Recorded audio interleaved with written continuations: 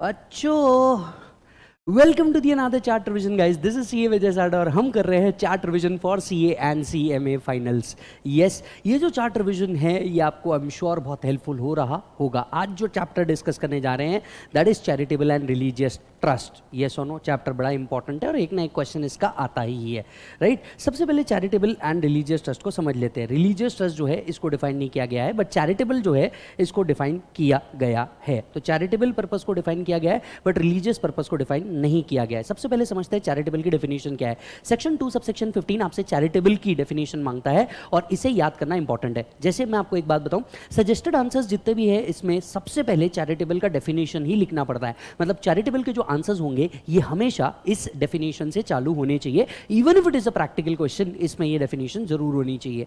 तो 215 याद रखने का तरीका मेरे में से याद रख सकते हो। सबसे पहले आता है M, that is medical relief. दूसरा आता है E, that is education. R मतलब रिलीफ ऑफ पुअर।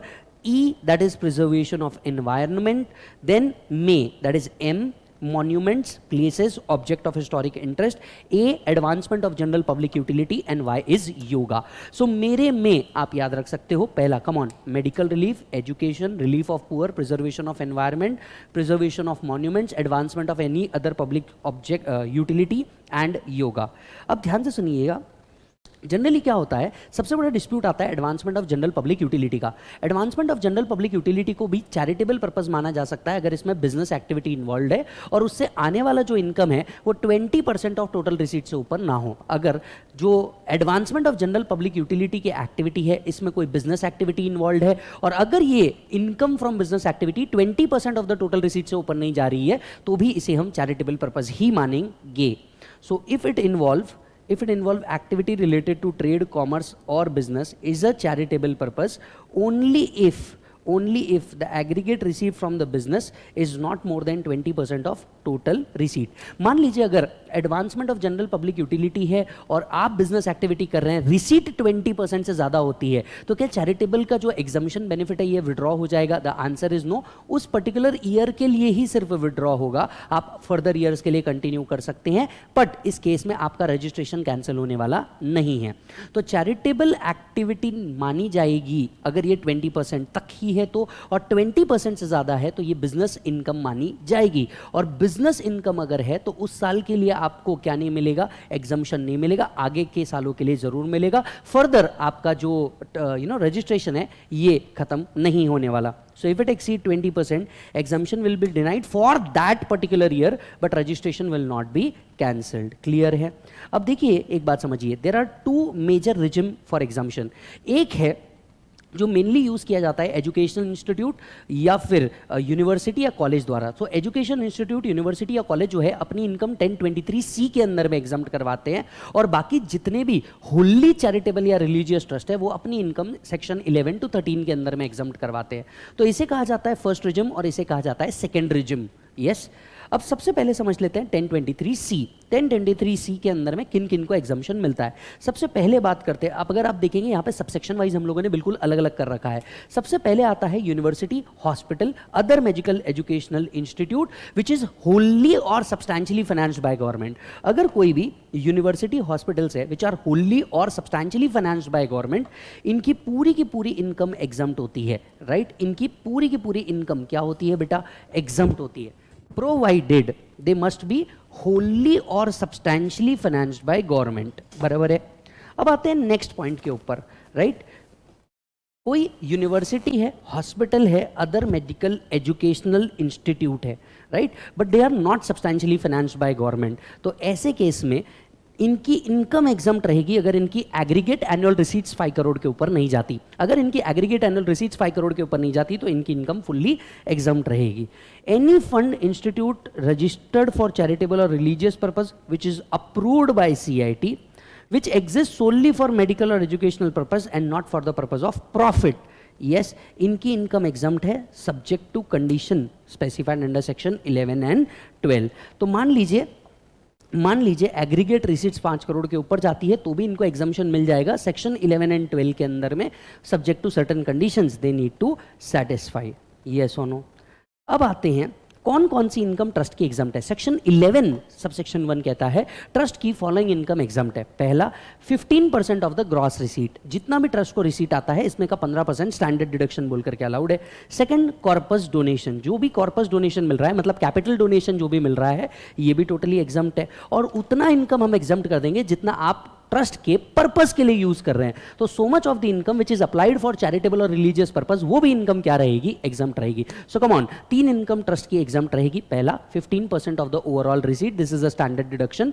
दूसरा आपका आता है जो भी कॉर्पस डोनेशन आपको मिल रहा है वो भी एग्जाम्प्ट है। और तीसरा, अगर आप चैरिटेबल और रिलीजियस पर्पस के लिए जो अप्लाई कर रहे हैं, जितना अमाउंट आपने अप्लाई किया है उस पर्पस के लिए, वो इनकम क्या रहेगी? एग्जाम्प्ट रहेगी। अब यहां पे सबसे बड़ा गेम ही बनता है अप्लाइड मतलब क्या होता है। यस, हम किस किस को एप्लीकेशन फॉर द पर्पस मानेंगे और किस किस चीज को एप्लीकेशन पर्पस नहीं मानेंगे, इसी बेस पे आपके सारे क्वेश्चन बनते हैं। तो चलिए, एप्लीकेशन में क्या क्या इंक्लूड होता है? आप किसी भी तरीके के कैपिटल या रेवेन्यू एक्सपेंडिचर इनकर कर सकते हैं for the purpose of trust और रिलीजियस ट्रस्ट, राइट? तो कैपिटल एक्सपेंडिचर भी चलेगा, रेवेन्यू एक्सपेंडिचर भी चलेगा। यहीं से सबसेक्शन 6 जन्म लेता है। मान लीजिए अगर आप कोई कैपिटल एक्सपेंडिचर इनकर कर रहे हैं, किस पर्पस के लिए? चैरिटेबल या रिलीजियस पर्पस के लिए। अब आप वो एसेट को यूज भी करोगे, आप बोलोगे डेप्रीसिएशन भी दो। वेल, लॉजिकली स्पीकिंग जिन एसेट का आपको 100% डिडक्शन मिल जाएगा, राइट, उसके ऊपर डेप्रीसिएशन मिलना चाहिए क्या? Answer is no. तो यहां आता है subsection 6, no depreciation if the asset is treated as application. अगर आपने इसको क्या माना है? एप्लीकेशन माना है, तो इसके ऊपर फिर कोई डेप्रीसिएशन आपको मिलने वाला नहीं है। यस और नो? अच्छा जी सर। दूसरी बात, मान लीजिए एक ट्रस्ट दूसरे ट्रस्ट को डोनेशन देता है तो इसे भी एप्लीकेशन माना जाएगा, लेकिन इसमें एक रिस्ट्रिक्शन है। अगर आप दूसरे ट्रस्ट को कॉर्पस डोनेशन के नाम से दे रहे हैं तो ये एप्लीकेशन नहीं माना जाएगा। वेल, एक्चुअली ये टैक्स प्लानिंग थी। एक ट्रस्ट क्या करता था? सबसे पहले इनकम रिसीव करता था, बराबर है, वो दूसरे ट्रस्ट को कॉर्पस डोनेशन के नाम से देता था। वो जो दूसरा ट्रस्ट होता था ये भी खुद का ही होता था। अब एक तरफ ट्रस्ट नंबर 1 में तो आपने एप्लीकेशन बोल करके एक्सपेंसेस क्लेम कर लिया, दूसरे तरफ कॉर्पस डोनेशन मिला है, इसका मतलब वो टैक्सेबल ही नहीं है। तो इस तरीके से लोग टैक्स प्लानिंग करते थे। इसलिए कहा कि अगर आप दूसरे ट्रस्ट को डोनेशन दे रहे हैं, yes it is allowed as deduction, right, इसे एप्लीकेशन माना जाएगा। पर अगर आप दूसरे ट्रस्ट को कॉर्पस डोनेशन के नाम से दे रहे हैं, it will not be allowed as application. Clear है?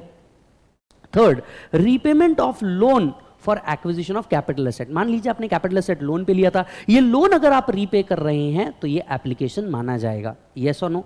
But application out of loan is not an application. Understand this. देखिए यहां पे भी एक टैक्स प्लानिंग हुआ करती थी। लोग क्या करते थे? पहले लोन लेते थे, लोन कोई इनकम तो है नहीं, बराबर है, लोन से खर्चा कर देते थे। मान लीजिए आपने क्या कर दिया? एप्लीकेशन ट्रीट कर लिया, क्योंकि आपने तो खर्चा कर दिया। अब जब ये लोन रीपे करते थे, ये वापस उसे एप्लीकेशन मानते थे, क्योंकि repayment of loan is an application. अब भैया आप ही बताइए, एक चीज का 2 बार बेनिफिट मिल सकता है क्या? The answer is no. इसीलिए repayment of loan is an application, but loan के पैसे से जो आप खर्चा कर रहे हैं वो एप्लीकेशन नहीं माना जाएगा। रीपेमेंट ऑफ लोन क्या माना जाएगा? एप्लीकेशन माना जाएगा। थर्ड आता है, फोर्थ आता है payment of duties and taxes, जो ट्रस्ट के बिहाफ पे आप पे कर रहे हैं, ड्यूटीज पे कर रहे हैं, for example stamp duty for registration of property etcetera, ये एप्लीकेशन माना जाएगा। म्युनिसिपल टैक्सेस पे कर रहे हैं, एप्लीकेशन माना जाएगा। Payment of earlier year expenses, मान लीजिए अगर कोई अर्लियर ईयर के आप एक्सपेंसेस क्लेम, अर्लियर ईयर के कोई एक्सपेंसेस होंगे, वो आपको डिडक्शन बोल के मिल जाएंगे। यहां इस बार अमेंडमेंट आया है, प्लीज ध्यान से सुनिएगा, प्लीज ध्यान से सुनिएगा। अर्लियर ईयर के कोई एक्सपेंसेस आप करंट ईयर में इनकर कर रहे हैं, इसका डिडक्शन आपको मिल जाएगा। बट मान लीजिए आपने ईयर 1 में एक्सेस एप्लीकेशन कर दिया और ईयर 2 में एप्लीकेशन कम हो गया, तो क्या इस ईयर का, ईयर 1 का एक्सेस एप्लीकेशन आप ईयर 2 में क्लेम कर सकते हैं? I mean to say excess application क्या आप नेक्स्ट ईयर में सेट ऑफ कर सकते हैं? The answer is no. इस पे आ गया है restriction. Yes, trust shall not be permitted to carry forward the loss और excess application of earlier year. Earlier year के खर्चे आप करंट ईयर में करें, आप करंट ईयर में इसका डिडक्शन बिल्कुल क्लेम कर सकते हैं, लेकिन अर्लियर ईयर में एक्सेस एप्लीकेशन किया, उसका सेट ऑफ आप नेक्स्ट ईयर में नहीं कर सकते। Next, money should not be necessarily spent even if the liability is incurred, it is considered as application. Well, ये जो प्रोविजन है ये अब कट चुकी है, एवरीवन इज रिक्वेस्टेड प्लीज इसको कट कर दीजिए।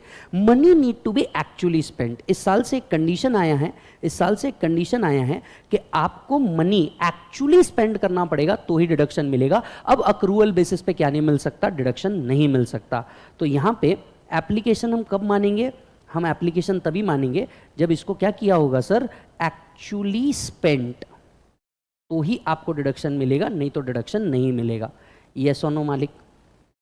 चलिए, मान लीजिए आप कोई एप्लीकेशन करते हैं, देखिए क्या कैसे टैक्स चोरी होती थी। मान लीजिए आपने कोई एप्लीकेशन किया, मतलब आपने खर्चा किया, ये खर्चा लोग कैश में कर देते थे, फिर सवाल उठता था 10,000 के ऊपर का तो कैश पेमेंट अलाउड ही नहीं है, 40A3 के हिसाब से ये क्या है, डिसअलाउ है।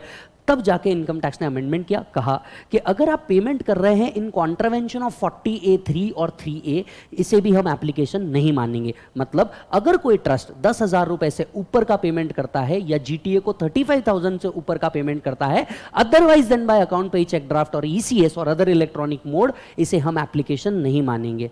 राइट? तो आप कॉर्पस डोनेशन बोल करके दे रहे हैं, एप्लीकेशन नहीं है। आप 40A3 3A के कॉन्ट्रावेंशन में पेमेंट कर रहे हैं, ये एप्लीकेशन नहीं माना जाएगा।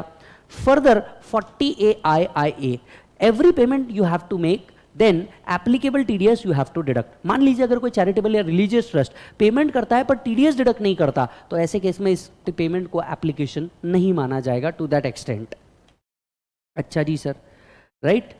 Application made from corpus fund but amount is deposited back or invested in a mode specified in 11(5) to such extent shall be treated as applied। अब देखिए लोग क्या करते थे, ये भी एक टैक्स प्लानिंग थी। लोग क्या करते थे, कॉर्पस डोनेशन रिसीव होता था, उसे तो इनकम मानते नहीं थे। फिर क्या करते थे, फिर इस कॉर्पस डोनेशन से खर्चा कर देते थे पर उसको एप्लीकेशन मानते थे। वेल लॉजिकली गलत है। अगर आपने रिसीट को ही इनकम नहीं माना तो उसमें से किए गए खर्चे को आप रिड्यूस कैसे कर सकते हैं, नहीं कर सकते। इसीलिए कहा गया कॉर्पस डोनेशन इनकम नहीं है, पर कॉर्पस डोनेशन से आप जो खर्चा कर रहे हैं हम उसे एप्लीकेशन भी नहीं मानेंगे। पर देखिए जब कोई ट्रस्ट होता है, इसको खर्चा करने की जरूरत होती है और पैसा कई बार कॉर्पस से निकालना पड़ता है।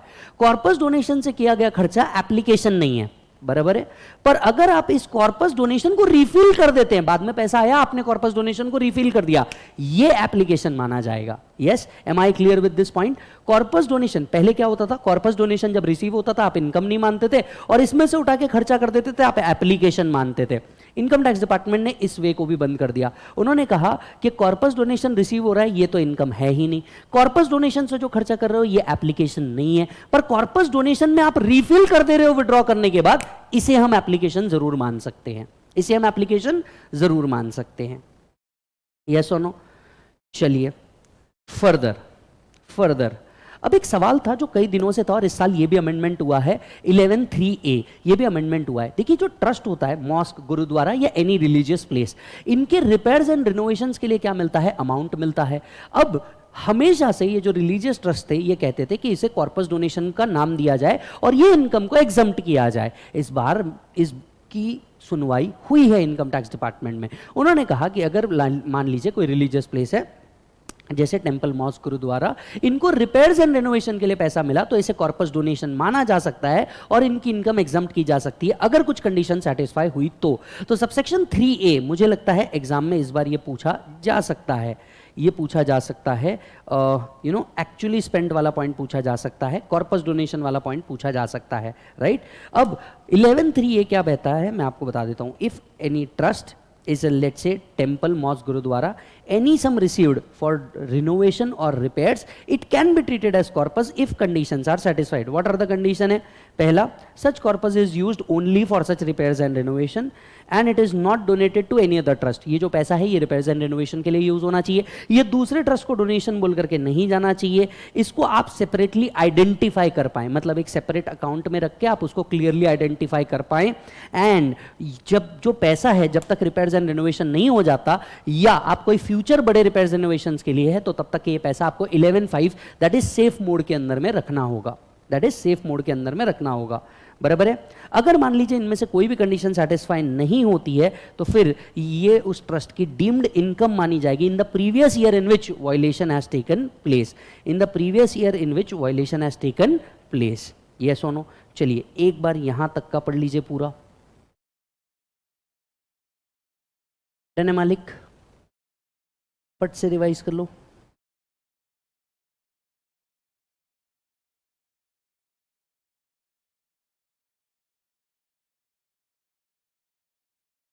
Done?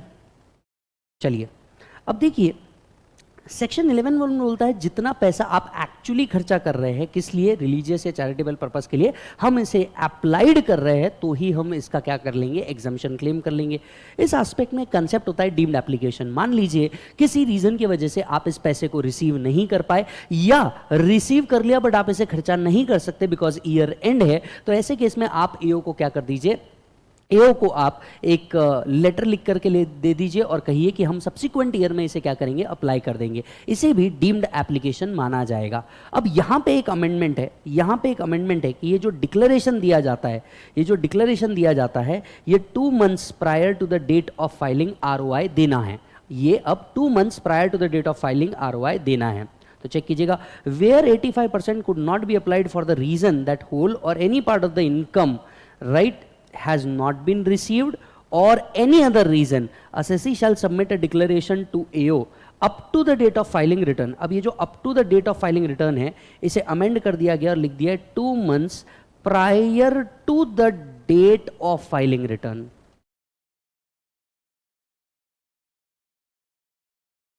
2 months prior to the date of filing return. अब इसे क्या करना है, सबमिट करना है। तो ये जो पहले होता था कि आपको रिटर्न भरने से पहले देना है, अब ये 2 months prior to the date of filing return देना है, stating that such income shall be applied in the next year and इसे डीम्ड अप्लाई माना जाता था। If it is not applied in the next year then इसे क्या मान लिया जाता था, इनकम मान लिया जाता था फॉर दैट ईयर। बराबर है। ठीक उसी तरीके से there is another section, section 11(2) accumulation for specific purpose. कई बार चैरिटेबल ट्रस्ट को आने वाले 1 साल 2 साल मैक्स 5 साल तक के कोई स्पेसिफिक पर्पस है जिसको पूरा करना होता है और उसके लिए उनको ये सम अक्यूमुलेट करना होता है, यस और नो। जबकि लॉ कहता है आपको 85%, 100 रिसीव हुआ, इसमें से 15 तो स्टैंडर्ड डिडक्शन मिल गया, बचे हुए 85 अप्लाई कर दोगे तो एग्जम्पशन है, नहीं तो नहीं है। अभी जो 85 अप्लाई करना है, कई बार क्या होता है वो ट्रस्ट कहता है कि यार हमें आने वाले सालों के अंदर में क्या करना है, इसे अप्लाई करना है, आने वाले पर्टिकुलर ईयर के लिए मैं इसे क्या करना चाहता हूं, अक्यूमुलेट करना चाहता हूं। सो मान लीजिए अगर आप सब्सिक्वेंट ईयर में ना खर्चा करके अगर आप स्पेसिफिक पर्पस के लिए क्या करना चाहते हैं, सेव करना चाहते हैं, इन दैट पर्टिकुलर केस आप एओ को क्या कर सकते हैं, इंटीमेट कर सकते हैं 2 months prior to the date of filing ROI again कि भैया हम एक स्पेसिफिक पर्पस के लिए अक्यूमुलेट कर रहे हैं। कुछ बातें आपको क्लियर कर दूं। पहला, ये जो अक्यूमुलेशन है ये मैक्सिमम 5 इयर्स के लिए हो सकता है, 5 इयर्स के ऊपर नहीं हो सकता। मान लीजिए अगर आपने इस 5 इयर्स के अंदर में इसे उस स्पेसिफिक पर्पस के लिए अप्लाई नहीं किया तो आपको ये उसी साल में टैक्सेबल हो जाएगा, that is by the end of 5 year he taxable हो जाएगा। पहले इसमें 1 साल एडिशनल ग्रेस पीरियड मिलता था, अब ये 1 साल का एडिशनल ग्रेस पीरियड भी हटा दिया गया है, ये उसी साल क्या हो जाता है, टैक्सेबल हो जाता है। यस और नो।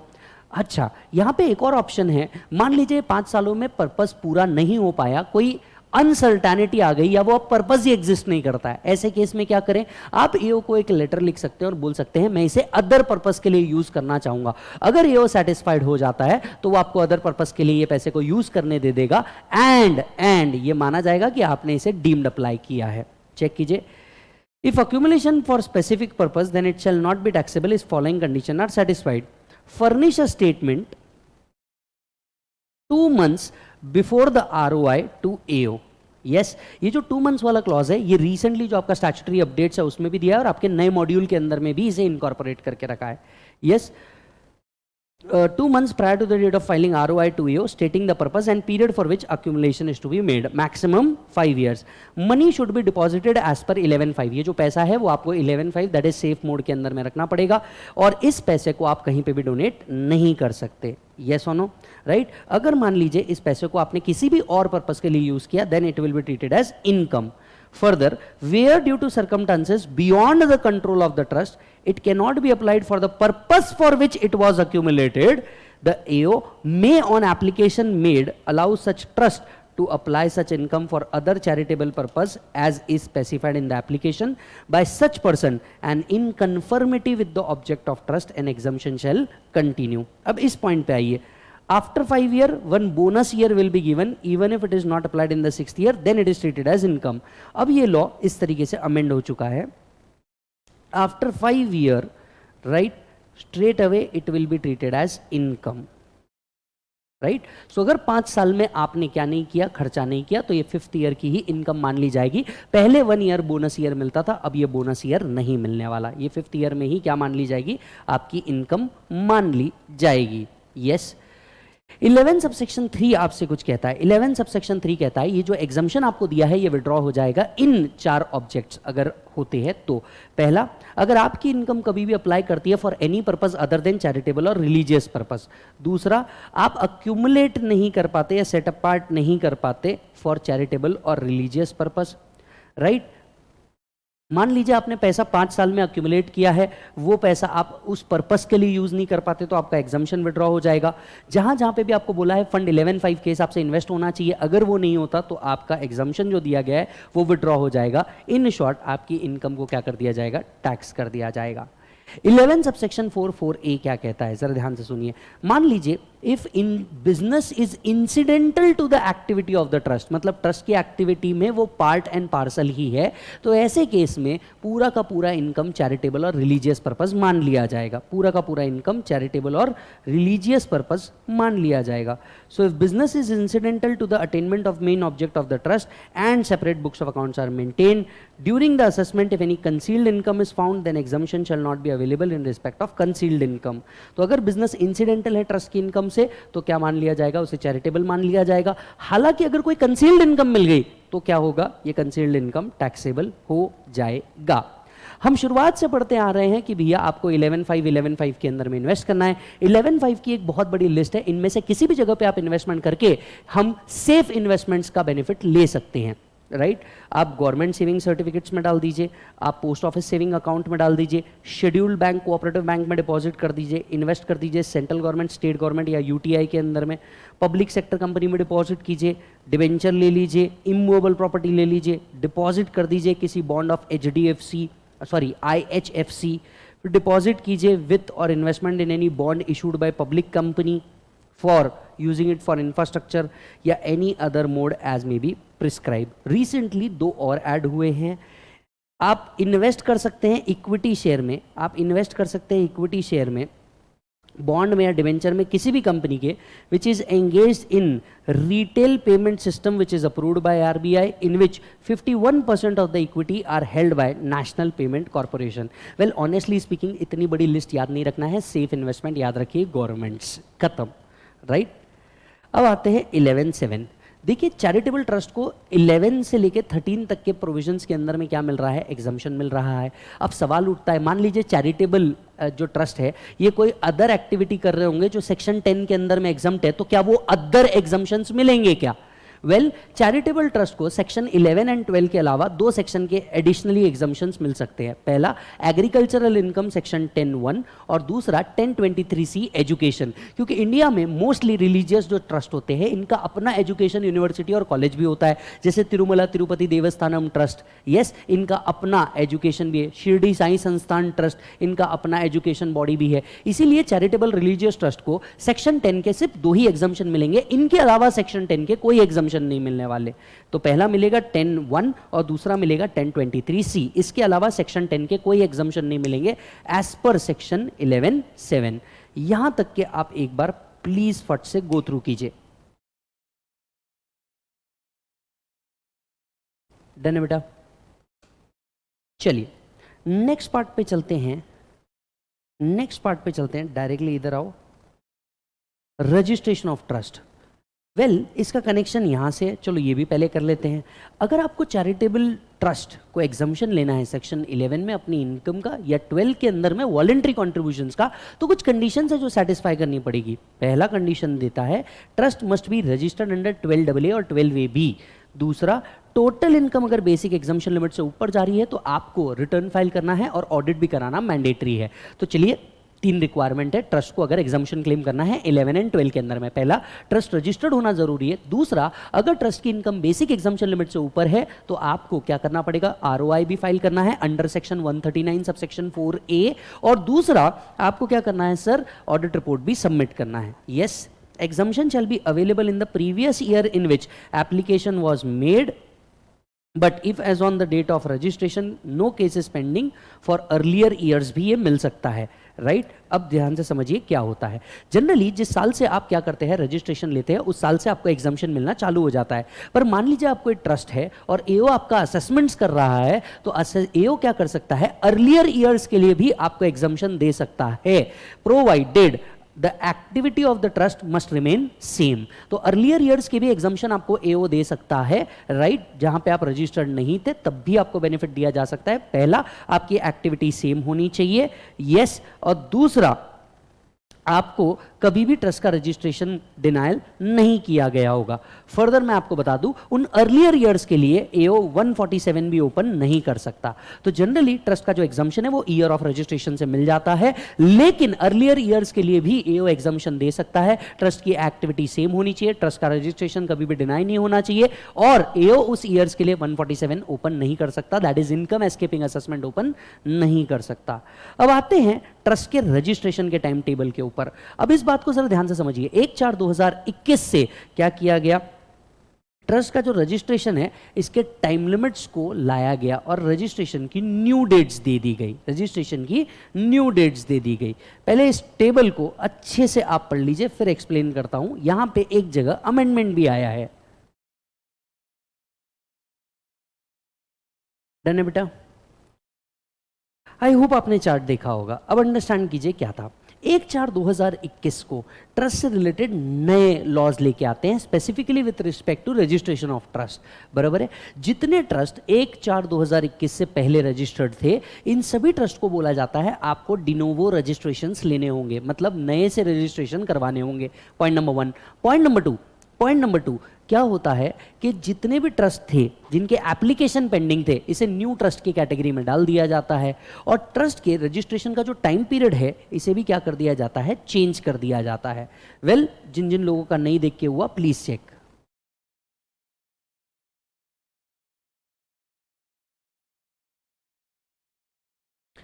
अब अगर हम बात करते हैं रजिस्ट्रेशन ऑफ ट्रस्ट की, तो जितने भी ट्रस्ट है यहाँ पे देखिए, अगर जो ट्रस्ट है ये ऑलरेडी रजिस्टर्ड थे प्रायर टू 1/4/2021, इनको 3 महीने के अंदर में रजिस्टर करना था, that is within 3 months from the start of financial year, that is last date था इनका 30 जून 2021।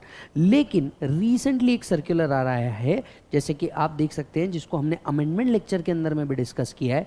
सर्कुलर आया है, इनका टाइम अब एक्सटेंड होकर के हो चुका है 39/2023।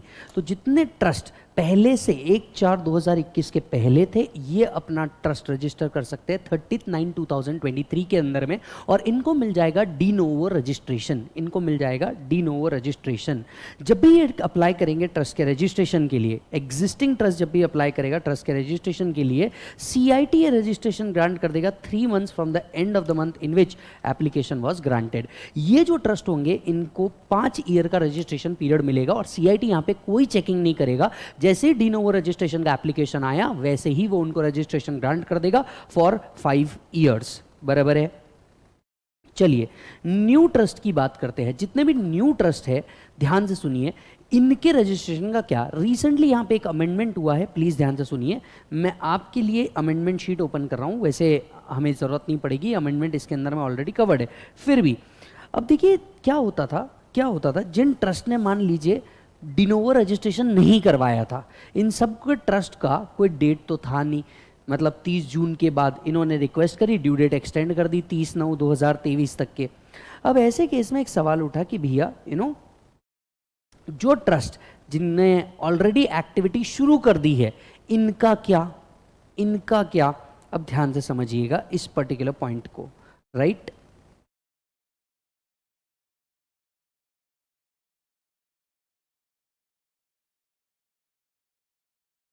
ये ट्रस्ट जिनकी एक्टिविटी शुरू हो चुकी है ऑलरेडी, इनको प्रोविजनल रजिस्ट्रेशन लेने की जरूरत नहीं पड़ेगी। 1/10/2023 से नया कानून आया है जो कहता है कि अगर मान लीजिए जो ट्रस्ट था, राइट, इसने अपनी एक्टिविटी ऑलरेडी स्टार्ट कर दी थी, ये ट्रस्ट को अब क्या करना है, सीधा ये ट्रस्ट को 1/10/2023 के बाद which has not started it's activity, उन्हीं को प्रोविजनल रजिस्ट्रेशन लेना है। मतलब जो ट्रस्ट ऑलरेडी एग्जिस्ट कर रहे थे, जो ट्रस्ट ऑलरेडी क्या कर रहे थे, एग्जिस्ट कर रहे थे, एक्टिविटी भी अपनी शुरू कर दी थी, राइट, ये लोग अब डायरेक्टली जाएंगे, डायरेक्टली जा करके एग्जिस्टिंग ट्रस्ट के अंदर में एप्लीकेशन कर देंगे और 5 साल का रजिस्ट्रेशन ले लेंगे। मतलब 2 लोग एग्जिस्टिंग ट्रस्ट का रजिस्ट्रेशन ले लेंगे हियर एंड आफ्टर। पहला, जो ट्रस्ट 1/4/2021 से पहले ऑलरेडी रजिस्टर्ड थे, इनको डिनोवो रजिस्ट्रेशन लेना है, 5 साल के लिए ये क्या कर लेंगे, ट्रस्ट रजिस्टर कर लेंगे। दूसरा, ऐसे ट्रस्ट जो रजिस्टर्ड नहीं थे पर अपनी एक्टिविटी शुरू कर चुके थे, ये भी आकर के फ्रेश रजिस्ट्रेशन ले लेंगे और इन्हें 5 साल का रजिस्ट्रेशन मिल जाएगा। मान लीजिए अगर कोई नया ही ट्रस्ट है, ऑल टुगेदर नया, मतलब जिसने अब तक एक्टिविटी स्टार्ट नहीं करी है, या ऐसा ट्रस्ट जो अब तक कभी रजिस्टर्ड ही नहीं हुआ, तो ईयर स्टार्ट होने से 1 महीने पहले ही अपने एप्लीकेशन को क्या करेंगे, सबमिट करेंगे। मान लीजिए फाइनेंशियल ईयर 23-24 के लिए लास्ट डेट बनेगा 28 फरवरी 2023। इनको क्या करना है, 28 फरवरी 2023 को ही क्या कर देना है, नए ट्रस्ट के लिए अप्लाई कर देना है, अगर इन्हें 23-24 में बेनिफिट लेना है तो। जब भी अप्लाई करेंगे, बराबर है, CIT इन्हें क्या करेगा, 1 मंथ के अंदर में प्रोविजनल रजिस्ट्रेशन ग्रांट कर देगा। ये प्रोविजनल रजिस्ट्रेशन कितने साल के लिए होगा, 3 इयर्स के लिए प्रोविजनल रजिस्ट्रेशन होगा, बराबर है। अब प्रोविजनल रजिस्ट्रेशन कभी तो फाइनल रजिस्ट्रेशन में कन्वर्ट होना पड़ेगा। सो मान लीजिए जिनका प्रोविजनल रजिस्ट्रेशन खत्म होने वाला होगा, ये 6 month from the date of commencement of activity और 6 months prior to the expiry whichever is earlier, ये अप्लाई करेंगे for grant of complete registration. Within 6 month, जब से इन्होंने अप्लाई किया उस मंथ के एंड से 6 महीने के अंदर में CIT कंप्लीट इन्फॉर्मेशन लेगा कि क्या प्रोविजनल इनको जब इशू किया था सारे कंडीशंस बताए थे, क्या ये सारे कंडीशन सेटिस्फाई कर रहे हैं क्या। अगर ये सारे कंडीशन सेटिस्फाई कर देंगे तो इनको इन टोटल 5 साल का रजिस्ट्रेशन मिलेगा, starting from the first year. मतलब 3 साल का प्रोविजनल काउंट होगा प्लस 2 साल का एडिशनल काउंट होगा, ऐसे टोटल 5 ईयर का उनको क्या मिलेगा, रजिस्ट्रेशन मिलेगा, बराबर है। जिनके 5 साल कंप्लीट होने वाले हैं, ये भी अपना रिन्यू करना चाहेंगे, ये भी 6 month prior to the expiry of registration date आएंगे, अप्लाई करेंगे। विद इन 6 मंथ CIT या तो इनके एप्लीकेशन को एक्सेप्ट करेगा, रिजेक्ट करेगा, और इन्हें भी कितने साल का बेनिफिट मिलेगा, 5 ईयर्स का बेनिफिट मिलेगा। With effect from 1/10/2023, a trust which has already commenced activity but not has availed the exemption need not to apply for provisional registration, it can directly apply to final registration. Further, with effect from 1/10/2023, only the trust which has not commenced the activity are required to get provisional registration. Clear है मालिक?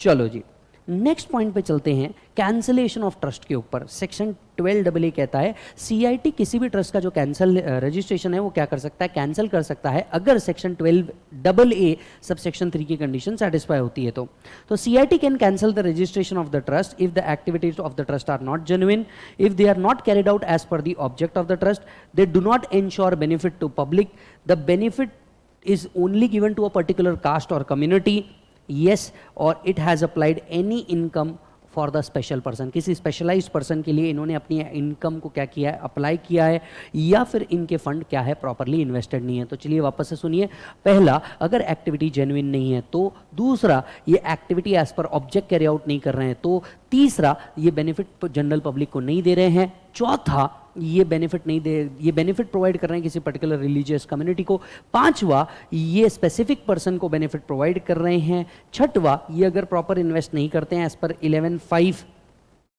सातवां, अगर इनका जो application for registration है, ये इस साल का अमेंडमेंट है, अगर ट्रस्ट का जो एप्लीकेशन है रजिस्ट्रेशन का वो अगर इनकम्प्लीट है तो भी ट्रस्ट का रजिस्ट्रेशन क्या किया जा सकता है, कैंसिल किया जा सकता है। मान लीजिए ट्रस्ट ने रजिस्ट्रेशन के टाइम पे कोई फॉल्स या इनकरेक्ट इंफॉर्मेशन प्रोवाइड की है तो भी क्या किया जा सकता है, ट्रस्ट का रजिस्ट्रेशन कैंसिल किया जा सकता है।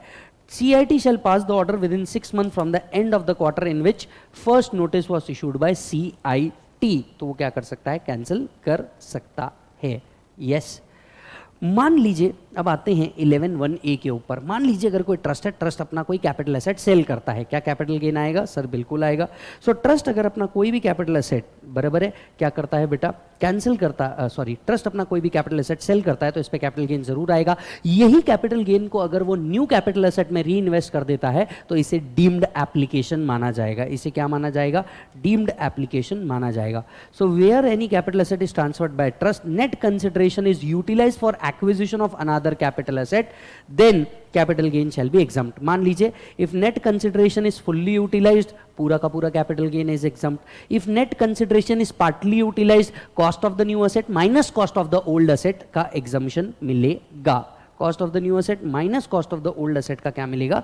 एग्जम्पशन मिलेगा। क्लियर है मालिक? सेक्शन 13(1) के अंदर में आ जाते हैं। सेक्शन 11 का एग्जम्पशन नहीं मिलेगा अगर ये प्राइवेट रिलीजियस ट्रस्ट है, बेनिफिट किसी पर्टिकुलर कास्ट या कम्युनिटी को दिया जाता है, इनकम है वो स्पेसिफिक पर्सन के बेनिफिट के लिए यूज किया जाता है, या फंड स्पेसिफिक पर्सन के लिए यूज किया जाता है।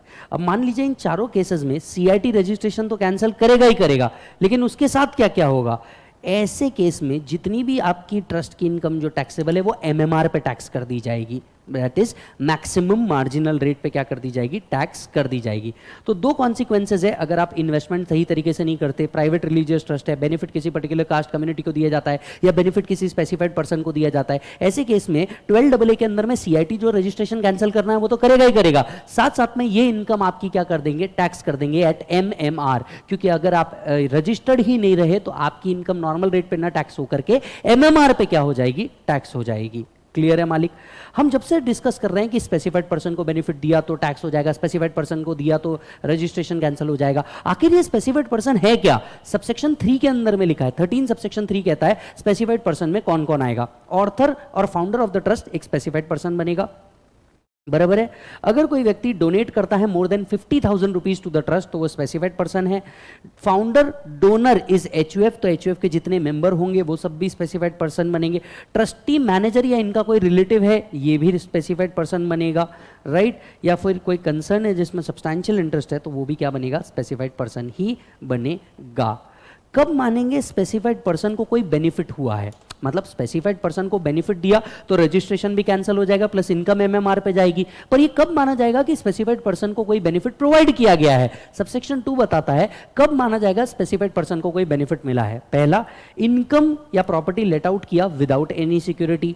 If land and building is made available to him for use without any compensation. If salary or other amount is paid to specified person which is unreasonable. If services are made available to him without adequate consideration. If shares are acquired to or sold to that person for inadequate consideration. कोई income या property specified person को divert की है जो beyond 1000 rupees है, इन सभी cases में माना जाएगा कि स्पेसिफाइड पर्सन को बेनिफिट दिया है। स्पेसिफाइड पर्सन को बेनिफिट दिया है तो सीआईटी रजिस्ट्रेशन भी कैंसिल कर देगा प्लस इस इनकम को एमएमआर पे टैक्स करेगा in the hands of trust. Clear है मालिक? चलिए, ये जो स्पेसिफाइड इनकम है, ये जो स्पेसिफाइड इनकम है, राइट, इसका टैक्सेबिलिटी कैसे होगा? इसका टैक्सेबिलिटी कैसे होगा? ध्यान से सुनिए। इसमें से कोई डिडक्शन आपको मिलने वाला नहीं है, इसमें से कोई डिडक्शन आपको मिलने वाला नहीं है, ना ही कोई सेट ऑफ आपको इसमें से मिलने वाला है, ना ही कोई सेट ऑफ आपको क्या है इसमें से मिलने वाला है। चेक करिएगा। अब अगर आप ध्यान देंगे, अब ये भी हम लोगों ने डिस्कस किया था कि भैया अगर कोई भी स्पेसिफाइड पर्सन के लिए बेनिफिट यूज होता है तो आप इसको कहां टैक्स करेंगे? एमएमआर पे टैक्स करेंगे। फाइनेंस एक्ट 22 ने इसे 115 BBI के अंदर में कवर कर लिया। अब 115 BBI कहता है अगर कोई स्पेसिफाइड इनकम आती है, ये इनकम टैक्स होगी कितने परसेंट के अंदर में? 30% के अंदर में। अगर कोई स्पेसिफाइड इनकम आती है तो ये स्पेसिफाइड इनकम कितने में टैक्स होगी? 30% पे, और इसमें से भी कोई डिडक्शन नहीं मिलने वाला। अब जितने पॉइंट्स यहां लिखे थे वो सब उठा के उन्होंने 115 BBI के अंदर में कवर कर लिए। पहला, income not deposited under 11 subsection 5। तो अगर आप 11 सबसेक्शन 5 के अंदर में नहीं कवर होते, अगर आप 11 सबसेक्शन 5 के अंदर के अमाउंट डिपॉजिट नहीं करते, आपको टैक्स लग जाएगा 30% के हिसाब से। Income applied for the benefit of specified person, specified person को किसी प्रकार का कोई बेनिफिट प्रोवाइड किया, अब ये कितने परसेंट पे टैक्स हो जाएगा सर? 30% पे टैक्स हो जाएगा। फंड अगर आपने किसी भी और पर्पस के लिए यूज किए तो ये भी टैक्स कितने परसेंट पे हो जाएगा? 30% पे हो जाएगा। या फिर आप application of particular income is not allowed, मान लीजिए अगर कोई पर्टिकुलर चीज एप्लीकेशन नहीं मानी जा रही, मतलब टेक्निकली वो इनकम मानी जा रही है, वो इनकम भी कितने परसेंट पे टैक्स हो जाएगी? कितने परसेंट पे टैक्स हो जाएगी सर? 30% under section 115 BBI। तो यहां पे जो पहले आपको MMR के बेसिस पे टैक्स किया जा रहा था, अब वो कितने परसेंट पे टैक्स किया जा रहा है? इन 4 केसेस में टैक्स किया जा रहा है at the rate of 30% under 115 BBI। अब एक और चीज पे आते हैं, anonymous donation. Anonymous donation is covered under 115 BBC।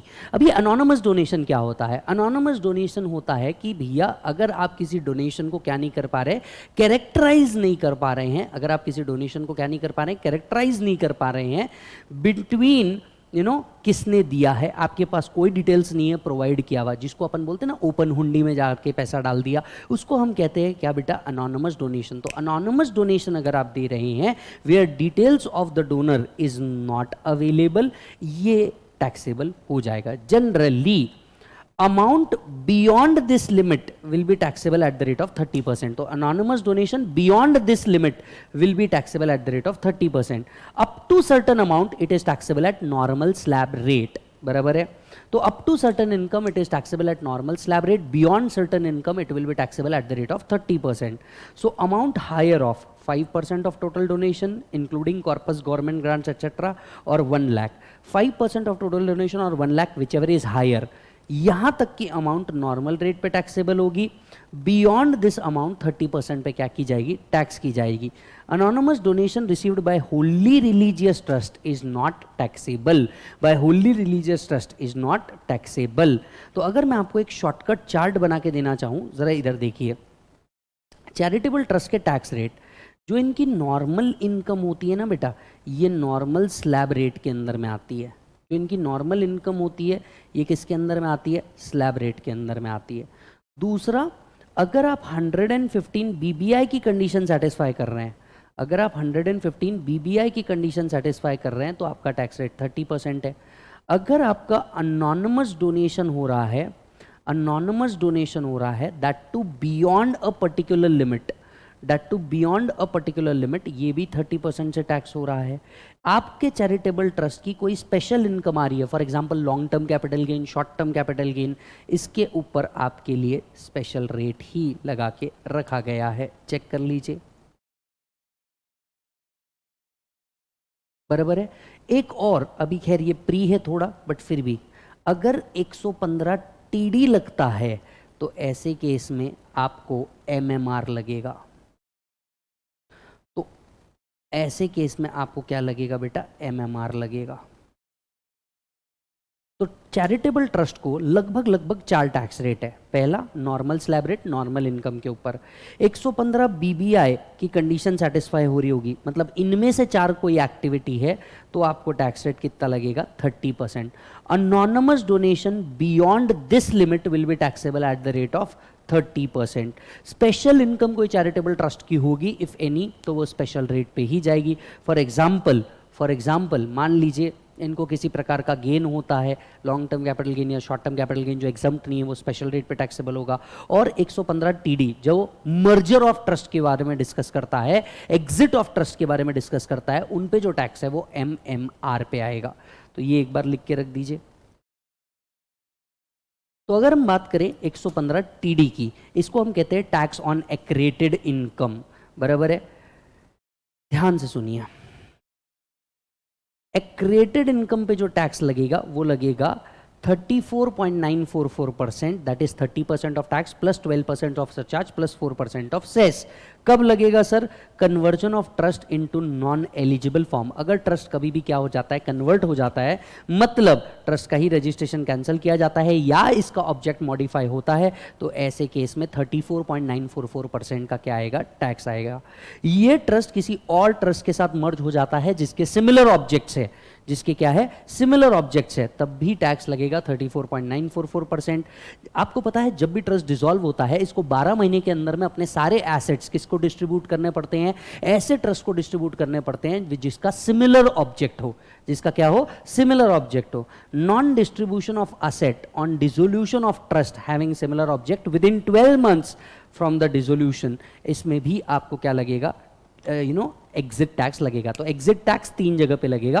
पहला, ट्रस्ट ऐसे एंटिटी के साथ मर्ज हो जाता है जिसके ऑब्जेक्ट सेम नहीं है। दूसरा, ट्रस्ट अब एलिजिबल ट्रस्ट नहीं रहा। तीसरा, अगर ट्रस्ट डिसॉल्व होता है तो 12 महीने के अंदर में किसी और ट्रस्ट के साथ क्या करना पड़ता है, अपने सारे एसेट डिस्ट्रीब्यूट करने पड़ते हैं। तो अगर ऐसा डिस्ट्रीब्यूशन नहीं हुआ तो ऐसे केस में अनएक्रेटेड इनकम के ऊपर टैक्स लगेगा 34.944%। अब ये एक्रेटेड इनकम कैसे निकालेंगे, fair market value of total assets minus liability as on the specified date. सीधे सीधे शब्दों में उस ट्रस्ट के नेटवर्थ के बेसिस पे टैक्स निकालेंगे। टोटल एसेट माइनस लाइबिलिटी बराबर है फेयर मार्केट वैल्यू लेंगे सारे एसेट का माइनस लाइबिलिटी माइनस कर देंगे, तो ये आ गया आपका एक्रेटेड इनकम। एक्रेटेड इनकम के ऊपर 34.944%। अब ये स्पेसिफाइड डेट क्या है, अगर कन्वर्जन होता है तो जिस दिन रजिस्ट्रेशन कैंसिल हुआ उस दिन का डेट, या तो जिस दिन मॉडिफाइड ऑब्जेक्ट लिया गया उस दिन का डेट। अगर ट्रस्ट मर्ज होता है तो डेट ऑफ मर्जर आपका स्पेसिफाइड डेट बनेगा, इस दिन का फेयर मार्केट वैल्यू लेना है। मान लीजिए अगर ट्रस्ट डिसॉल्व हो गया 12 महीने के अंदर में आपको ऐसे डिस्ट्रीब्यूट करने हैं, तो जिस दिन डिसॉल्व हुआ उस दिन का स्पेसिफाइड डेट का फेयर मार्केट वैल्यू आप लोगों को क्या करना है, कंसिडर करना है। बराबर है, यहाँ पे फेयर मार्केट वैल्यू कैसे लेना है और लाइबिलिटी कौन कौन सी होगी और कौन कौन सी नहीं होगी उसका सारा डिटेल आपको दिया हुआ है, राइट। सारे असेट्स में हम सारे असेट्स लेंगे एक्सक्लूडिंग दिस, सारे असेट्स लेंगे एक्सक्लूडिंग दिस। पहला, amount of TDS TCS advance tax. दूसरा, unamortized amount of deferred revenue expenditure. मान लीजिए कोई एडवांस पे किया है आपने, तो आप उसको असेट साइड में दिखा रहे हैं, वो आपको नहीं लेना है असेट में। जो आपका TDS TCS credit asset side में दिख रहा होगा वो आपको असेट्स में काउंट नहीं करना है। लाइबिलिटी में आप बुक वैल्यू लेंगे सारी लाइबिलिटी की सारी बुक वैल्यू लेंगे excluding provision for income tax, any corpus fund, कोई contingent liability, reserves and surplus या अनअसर्टेन लाइबिलिटी। लाइबिलिटीज में से इतनी चीजें नहीं लेना है। कौन कौन सी, कॉर्पस फंड आप नहीं लेंगे, दैट इज कैपिटल नहीं लेंगे, प्रोविजन फॉर टैक्सेस नहीं लेंगे, कॉन्टिंजेंट लाइबिलिटी नहीं लेंगे, रिजर्व्स एंड सरप्लस नहीं लेंगे, कोई भी अनअसर्टेन लाइबिलिटी नहीं लेंगे। तो एसेट का फेयर मार्केट वैल्यू लाइबिलिटी का बुक वैल्यू माइनस करके जो वैल्यू आएगा इसे आप अक्रेटेड इनकम मानेंगे, उस पे 34.944% क्या देंगे, टैक्स देंगे। एक्रेटेड इनकम कब पे करना पड़ता है, within 14 days from specified date. Specified date से 14 दिन के अंदर में एक्रेटेड इनकम पे आपको टैक्स देना होता है। अगर आपने ऐसा टैक्स नहीं दिया तो 1% पर मंथ और पार्ट ऑफ द मंथ का इंटरेस्ट लगेगा from 15th day till the date of payment of such tax. Yes, यहां हमारा taxation of charitable and religious trust with amendment क्या होता है, खत्म होता है। लेकिन एक अमेंडमेंट और है जो मुझे आपसे डिस्कस करनी है। जनरली आपको, अगर इधर देखिए अमेंडमेंट के साथ ही बता देता हूं, आई एम श्योर आपके पास ये अमेंडमेंट जरूर होगा, बराबर है। इधर देखिए एप्लीकेशन में एक अमेंडमेंट है। यहां मान लीजिए अगर आप कोई डोनेशन दे रहे हैं किसी और ट्रस्ट को, तो जितना अमाउंट डोनेशन है ना, इसका 85% ही आपको एप्लीकेशन माना जाएगा। ऐसा क्यों, देखिए होता क्या था, डोनेशन जो आपको रिसीव हो रहा है वो तो टोटली एग्जम्प्ट होता था। आप जो दूसरे को डोनेशन देते थे ये आप पूरा एप्लीकेशन मान लेते थे। लेकिन लॉजिकली जब आपको डोनेशन मिलता था इसमें से तो 15% स्टैंडर्ड डिडक्शन मिलता था, बराबर है। तो अब जब आप डोनेशन दे रहे हो तो उसको एप्लीकेशन 100% कैसे मानेंगे, उसको भी 85% ही माना जाएगा। तो ऐसे केस में इस साल एक अमेंडमेंट हुआ है, right. If we donate to other, only 85% is application। अगर आप दूसरे को दे देते हैं तो इसमें का 85% ही क्या माना जाएगा, एप्लीकेशन माना जाएगा। यस, तो ये था आपका पूरा का पूरा चैरिटेबल एंड रिलीजियस ट्रस्ट। एक बार और इस वीडियो को अच्छे से देखना ताकि चैप्टर अच्छे से रिवाइज हो जाए। एक बार इस वीडियो को आप वापस से देखिएगा कभी भी एग्जाम से पहले, ताकि आपका ये पूरे पॉइंट्स विद अमेंडमेंट अच्छे से रिवाइज हो जाए। और अपने दोस्तों को भेजना बिल्कुल मत भूलना। Thank you so much, bye bye and take care.